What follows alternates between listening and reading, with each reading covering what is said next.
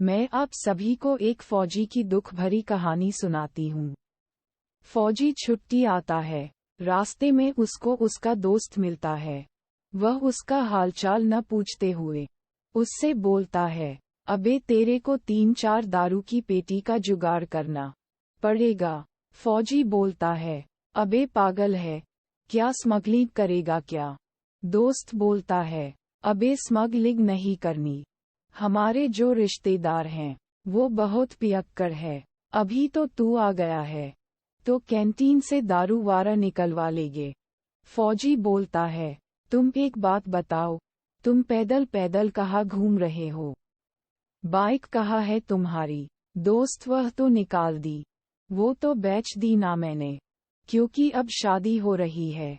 दहेज में बुलेट देने की बोल रहे हैं वे लोग, इसलिए नहीं बुलेट निकलवा देना कैंटीन से यार। अब तुम आ गए हो तो लगे हाथों एक बुलेट भी निकलवा देना कैंटीन से।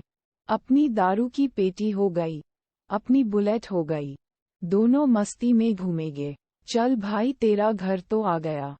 फौजी, अच्छा घर पर बताया तो नहीं किसी को? दोस्त, नहीं मैंने नहीं बताया, तुमने मना किया था।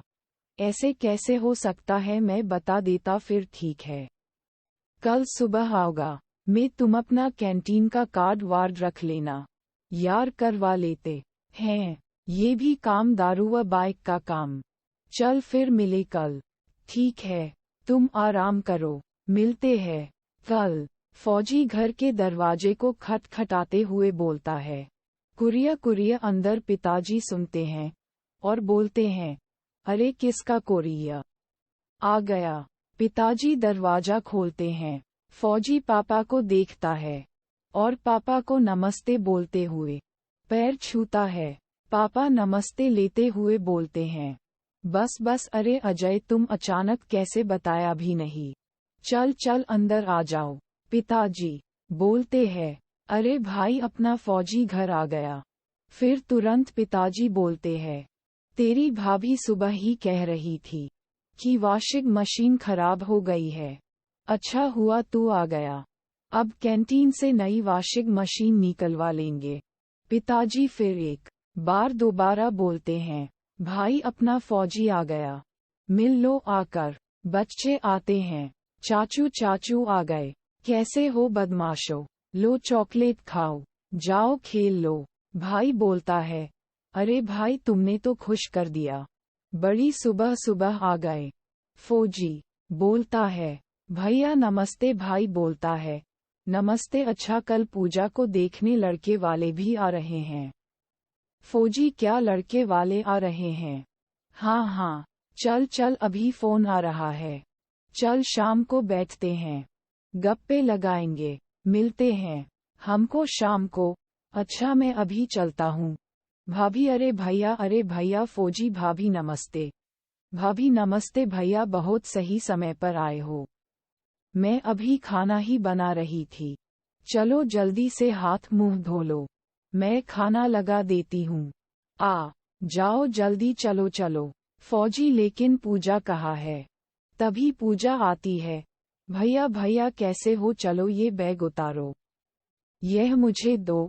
फौजी, तुम्हें देखने वाले आ रहे हैं, और तेरी पढ़ाई भाभी, पढ़ाई पढ़ाई बधाई तो जिंदगी भर होती रहेगी। आ जाओ जल्दी से, खाना लगा देती हूँ। समय कुछ बाद पूजा को देखने वाले आते हैं। पूजा की भाभी परिचय कराते हुए पूजा के सास ससुर से बोलती है, लीजिए लीजिए, आप तो कुछ खा ही नहीं रहे हैं। सास, हाँ हाँ क्यों नहीं, ये समोसे मिठाइयाँ हमने घर पर बनाई है, आप चिंता मत करो, आप मोटे नहीं होंगे। इसी बात पर सभी लोग हंसने लगते हैं। फिर पूजा की सास बोलती है, तुम तो बहुत टैलेंटेड हो। पूजा का ससुर, बहुत अच्छा परिवार है, भाई साहब आप सब हंसमुख है। सास जी, बिल्कुल हमारे परिवार की तरह, हंसते हुए बोलती है, और वैसे भी आपकी बेटी हमारे घर आएगी, आप उसे खुश देखोगे तो आप लोगों को उसकी खुशी की नज़र उतारनी पड़ेगी, अपने आप समझ जाओगे। पिताजी, हाँ बिल्कुल, आप किस तरह की शादी सोच रहे हैं? सास क्या मतलब जी, हमारा मतलब था कि हम लोग मिलकर वेंकट हॉल बुक कर लेते तो खर्चा भी कम हो जाता। ससुर देखो, शादी में खर्च तो होता ही है, लेकिन हम दान दहेज प्रथा के बिल्कुल खिलाफ हैं। क्यों जी? हाँ, ना तो दहेज लेते हैं और ना देते हैं। बाकी आप जो अपनी बेटी को देंगे वह तो उसी का ही रहेगा ना। पूजा का भाई फौजी, आपकी ये बात तो बिल्कुल सही है, लेकिन फिर भी कुछ मांग लेते। सास, मैं कुछ बात कहना चाहती हूँ, आप लोग बुरा ना माने तो। पूजा के पिता, हाँ, कहिए ना जो आपको कहना है। ससुर, जैसी आपकी बेटी है वैसी एक हमारी बेटी है, तो आपका बेटा तो फौज में है, क्यों ना इसका फायदा उठाया जाए। जैसे आप अपनी बेटी के लिए कैंटीन से सामान मंगाएंगे, हमारे लिए भी मंगवा दीजिएगा। सास, जी बिल्कुल, वैसे भी अब तो रिश्तेदारी जुट गई है और रिश्तेदारी में हल्की फुल्की मदद लेना तो बनता है ना। हाँ पिताजी, भाई क्यों नहीं फौजी जी, बिल्कुल, इंसान ही इंसान के काम आता है। सास, जी हंसते हुए, फौजी, मैं तो कहूँगा आपके बेटे को फौज में जाना चाहिए। सास, नहीं जी, नहीं, हमारा तो इकलौता बेटा है, तो फौज में कैसे भेज दें। फौजी, इकलौता बेटा फौज में नहीं जा सकता। क्या भाई अजय, ये क्या बोल रहे हो? क्या हो गया तुम्हें फौजी? अरे भैया, मैंने कुछ गलत कहा क्या? अगर इनका बेटा फौज में होगा तो कल को इन्हें किसी फौजी के आगे भीख तो नहीं मांगनी पड़ेगी। सास, भाई साहब, पिता अजय कैसी बातें कर रहा है? घर आए मेहमानों से ऐसे बात करते हैं क्या? अरे तुझसे एक मदद मांगी है। एक बात याद रख, फौजी होने का घमंड नहीं होना चाहिए, समझे? समझ तो गया हूँ मैं पापा, जब से मैं आया हूँ यही देख रहा हूँ, हर कोई अपने फायदे की बात किए जा रहा है। किसी ने झूठे मुंह एक बार मुझसे ये तक नहीं पूछा कि तू कैसा है। एक फौजी घर क्या आया, उसके दोस्त को दारू की पेटी और बुलेट नजर आने लगी। घर में घुसे 1 मिनट नहीं हुआ था और आपने वॉशिंग मशीन की डिमांड कर दी, और अभी सब लोगों को दहेज का सामान नजर आ रहा है। ऐसा लग रहा है जैसे आपका बेटा नहीं कोई दिवाली ऑफर घर चल कर आया है। ये हाथ देख रहे हो, मेरा माइनस के टेम्परेचर में रहकर मेरी हथेली की खाल उतर चुकी है।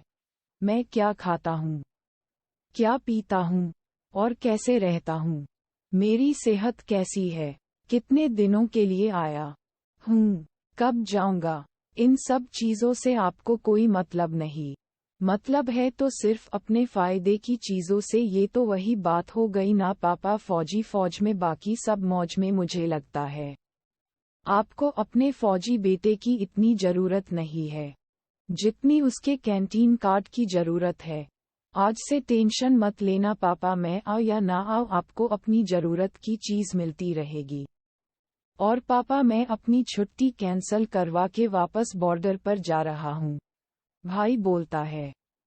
अरे फौजी, क्योंकि शायद मेरे परिवार से ज्यादा किसी और परिवार को फौजी बेटे की जरूरत है। मेरी मातृभूमि, मेरे देश को मेरी जरूरत है।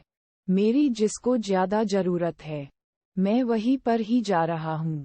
इस वीडियो को बोलते या लिखते समय कोई त्रुटि हो गई हो तो मैं क्षमा चाहती हूँ।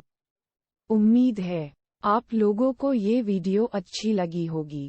अगर आप एक फौजी की कठिनाई और परेशानियों को समझ सकते हो, क्योंकि जब आप सब लोग सर्दी में कमरे में रूम हीटर लगाकर रजाई ओढ़कर आराम व चैन की नींद सोते हो, तब एक फौजी ड्यूटी के दौरान शरद पर बर्फीली हवाओं और बर्फ में शरद पर ड्यूटी देता है ताकि अपना भारत देश सुरक्षित रहे और अपने भारतवासी चैन की नींद सो सके।